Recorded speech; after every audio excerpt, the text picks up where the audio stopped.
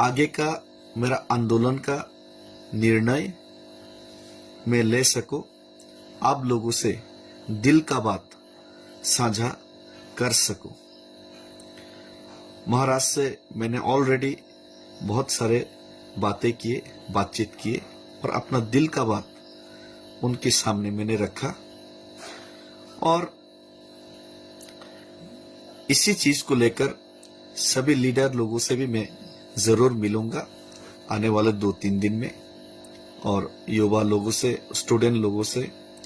बुजुर्ग लोगों से, रिटायर्ड पर्सन से, कर्मचारी से, माओ बहनों से, और हर एक तिपरासा से, हर एक गांव में जाके मिलूंगा